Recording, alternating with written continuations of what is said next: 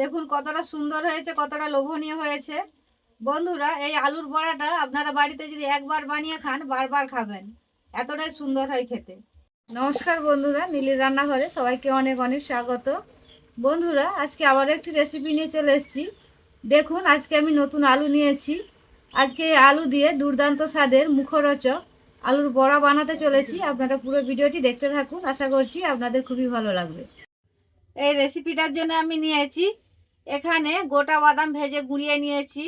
এখানে রয়েছে পেঁয়াজ কুচি, আদা কুচি, রসুন কুচি, রয়েছে কাঁচা লঙ্কার কুচি, গরম মশলার গুঁড়ো, রয়েছে গোটা জিরে, গোলমরিচ, এলাচ, আর এখানে রয়েছে লঙ্কার গুঁড়ো। এখানে আমি আলুটা আগে থেকে সেদ্ধ করতে চাপিয়েছিলাম। আলুটা আমার সেদ্ধ হয়ে গেছে, এবারে তুলে নেব।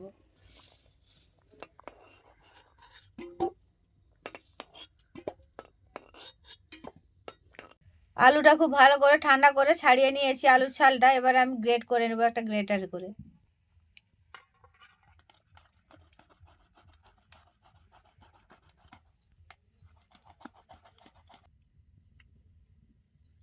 আলুটা খুব সুন্দর করে গ্রেট করে নিয়েছি। দেখুন, আলুর মধ্যে আর কোনো দানা ভাব নেই। এবারে একটা আমি মশলা ভেজে নেব। দিয়ে দিচ্ছি কড়াইয়ের মধ্যে 4টে এলাচ, দিয়ে দিচ্ছি এখানে 5টা মতো গোলমরিচ, দিয়ে দিচ্ছি গোটা জিরে,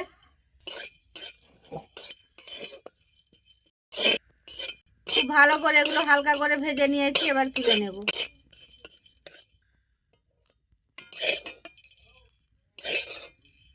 ভাজা মশলাটা শিলের মধ্যে এবার গুঁড়িয়ে নেব। এবারে আমি আলুর পুরটা তৈরি করে নেব। তার জন্য কড়াইয়ের মধ্যে দিয়ে দিচ্ছি সরিষার তেল পরিমাণ মতো।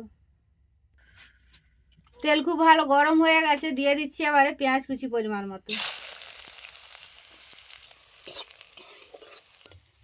পেঁয়াজ খুব ভালো করে ভেজে নিয়েছি। এবারে দিয়ে দিচ্ছি আমি রসুন কুচি,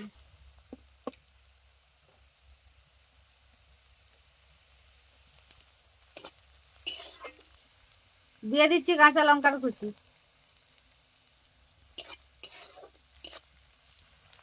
এবারে দিয়ে দিচ্ছি আদা কুচি,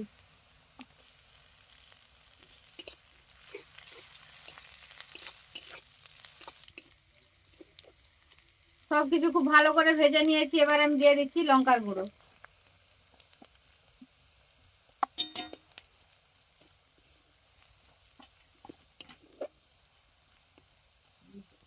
দিয়ে দিচ্ছি অল্প জল, দিয়ে দিচ্ছি অল্প হলুদ গুঁড়ো।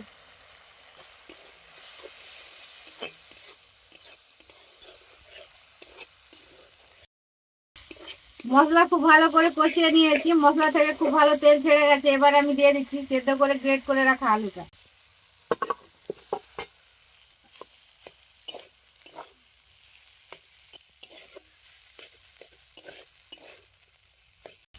দিয়ে দিচ্ছি স্বাদ মতো নুন,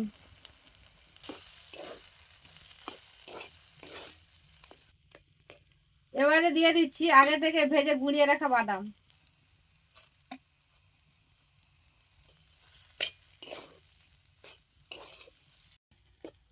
এবারে দিয়ে দিচ্ছি আগে থেকে ভেজে গুঁড়িয়ে রাখা সে মশলাটা।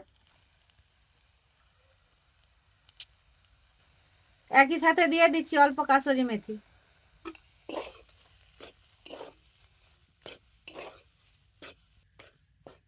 সবকিছু খুব ভালো করে মিশিয়ে নিয়েছি। এবার আমি পুরটা নামিয়ে নেব। পুরটা আমার রেডি হয়ে গেছে।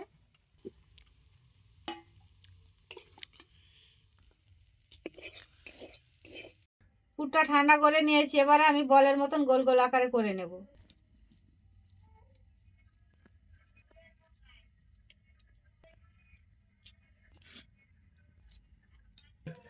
দেখুন, সব কটা আমি বলের আকারে গোল গোল করে নিয়েছি। এবারে আমি একটা বেসনের বেটা তৈরি করে নেব।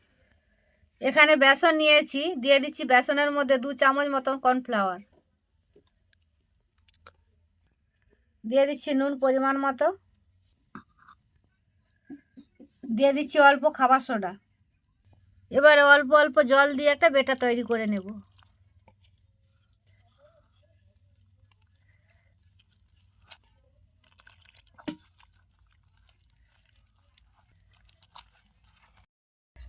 বেটারের ঘনত্বটা দেখুন, খুব বেশি পাতলাও করিনি, খুব বেশি কিন্তু গাঢ়ও করিনি। বেটারটা আমি খুব ভালো করে রেডি করে নিয়েছি। এবারে যে আগে থেকে বলের আকারে আলুটা আমি করে রেখেছিলাম, এবারে বেসনের মধ্যে ডুবিয়ে তেলে ছেড়ে দেব।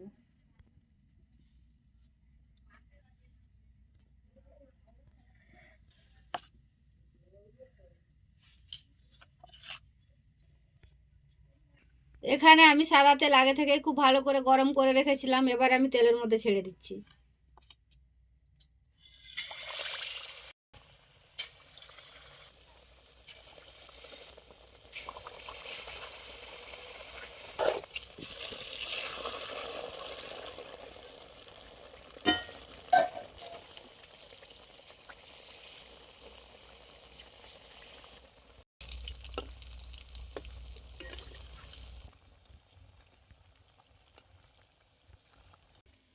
খুব খাস্তা করে আলুর বড়াগুলো আমি ভেজে নিয়েছি, এবার তুলে নেব।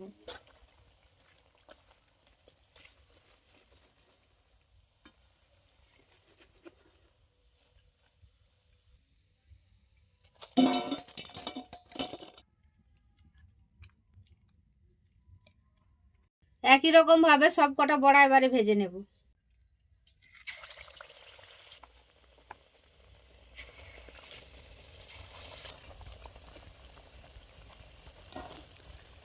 এই বড়াগুলোও খুব সুন্দর করে খাস্তা করে ভেজে নিয়েছি, এবার তুলে নেব।